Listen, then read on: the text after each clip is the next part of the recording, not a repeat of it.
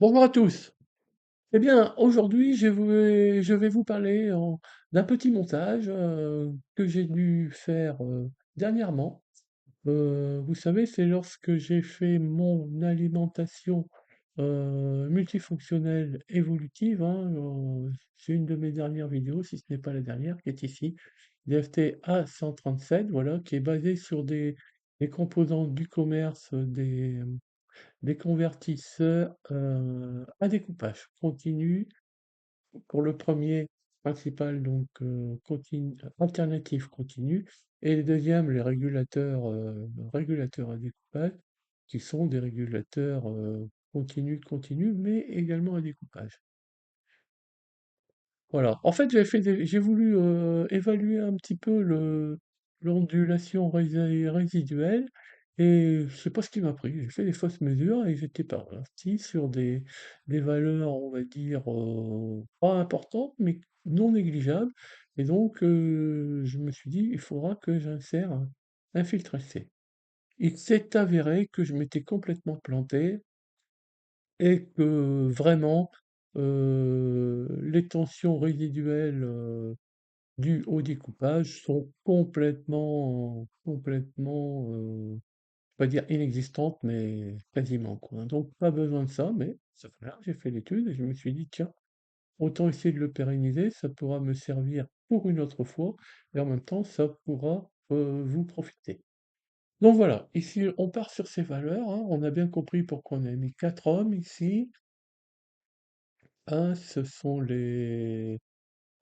à peu près 12 volts, 40 watts, donc calcul très très très rapide, 3 ampères, donc 4 ohms.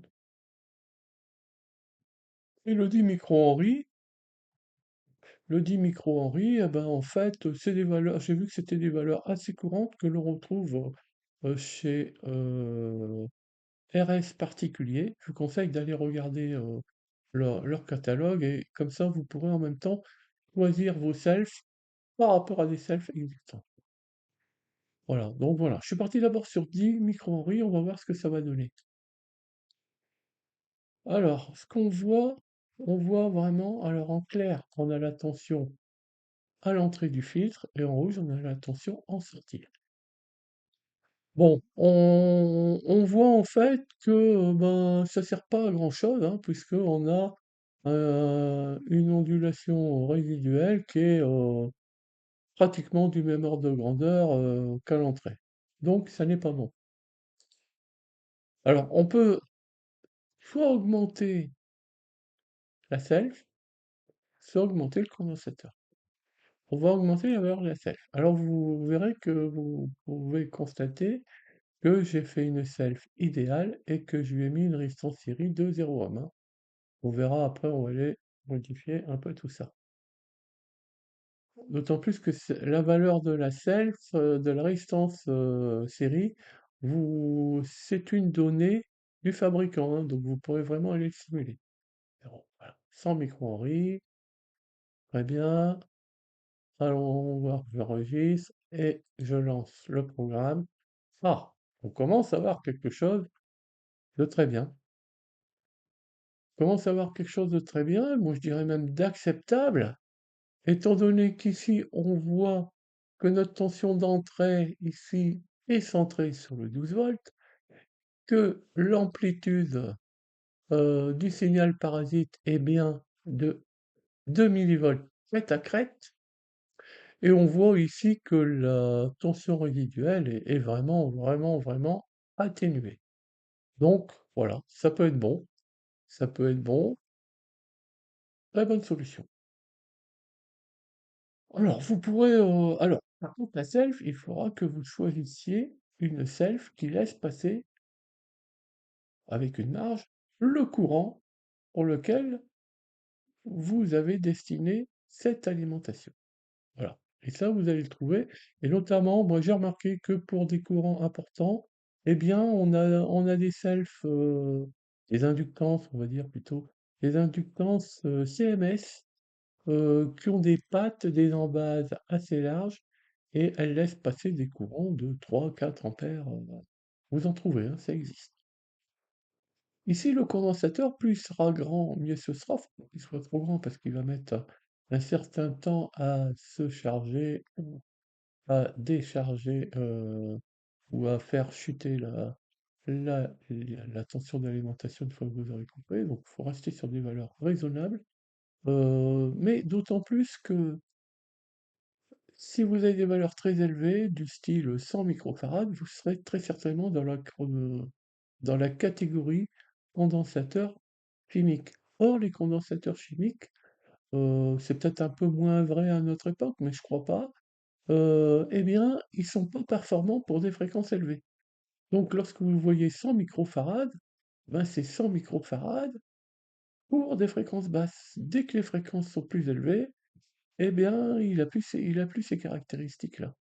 Donc, faut rester dans des valeurs, dans des condensateurs du style condensateur plastique, céramique. Enfin, je suis pas un spécialiste de la technologie des condensateurs, mais pas des chimiques, quoi. Donc, on est plutôt dans des 100 nanos, 200 nanos, 400 nanos. Voilà. Donc là, on a vu qu'on avait quelque chose d'à peu près correct. Maintenant, on a vu aussi qu'on était centré sur le 12 volts. Hein, voilà, attention de sortir. Maintenant, on va aller voir si on met une résistance parasite. On va aller lui mettre, mettons, 5 milliohms. 0,05. Ce qui devrait se passer? Ce qui devrait se passer, eh bien, c'est qu'on, pour le continu, ici, on aura un pont, voilà, un pont diviseur constitué de la résistance série qui est là et de R2. Et donc, on va chuter la tension continue par rapport au pont diviseur R2 et R1 série de L1. Donc, on va filtrer de la même façon. La self aura toujours son même pouvoir de filtrage pour les fréquences élevées, mais on va chuter la tension continue. Voilà, 5 milliards.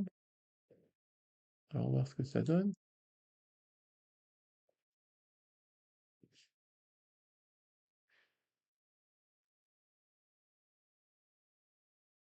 Voilà, on voit qu'on a une faible tension résiduelle, hein, vraiment par rapport à celle de l'entrée. On pourrait encore la filtrer davantage, mais là, ça sert pas à grand-chose. Mais on voit qu'on est plus centré, on est plus centré sur le 12 volts. Alors ça paraît, on dirait qu'on a un gros écart, mais en fait c'est un écart de 14 millivolts à, 3 ampères. À 3 ampères. Voilà. Et avec une résistance série de l'inductance de 5 milliamps. Bon, faut savoir qu'on est quand même sur des courants importants, hein. 3-4 ampères, c'est quand même pas mal. Voilà, on pourrait voir les mêmes choses ici, on va faire l'essai, on va les mettre, alors là je vais aller remettre 0, ok, et là je vais aller lui mettre 5 milliohms. Je pense que ça reviendrait aussi au même 0,1, 0,05, voilà, oui, allons-y,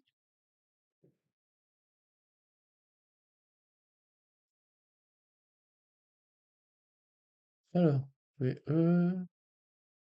ah oui, mais sauf que là, en fait, cette résistance-là va jouer aussi sur la partie résiduelle. Donc, ouais, tout reste centré, mais sur une valeur intermédiaire, en baisse d'environ 15 millivolts. Très bien. Donc, cette valeur, je ne sais plus, bon, elle est très facile. La valeur de la résistance interne du générateur, que vous n'êtes pas censé connaître, elle est assez facilement déterminable expérimentalement. Vous oubliez ici le filtre, vous ouvrez le circuit, vous mesurez la tension à vide, donc vous aurez V1 à vide, et ensuite vous faites débiter, hein, soit vous mettez un simulateur de charge pour lequel vous pouvez mesurer le courant des débits, et de ce fait-là, vous arriverez facilement à déterminer par la loi d'Ohm la valeur de R1. Tout ça en partant de la première approximation que ce générateur n'est constitué que d'une résistance, euh, interne et pas de self, pas de condensateur, hein. Mais c'est quand même la plus grande probabilité. Et puis voilà, puis vous verrez bien après en réel. Mais vous allez vraiment vous rapprocher du résultat que vous souhaitez avoir. Eh bien écoutez, cette vidéo se termine. Voilà, je voulais pas perdre ce petit travail que j'avais fait et je voulais vous en faire profiter. Et je vous dis merci et à bientôt sur d'autres vidéos.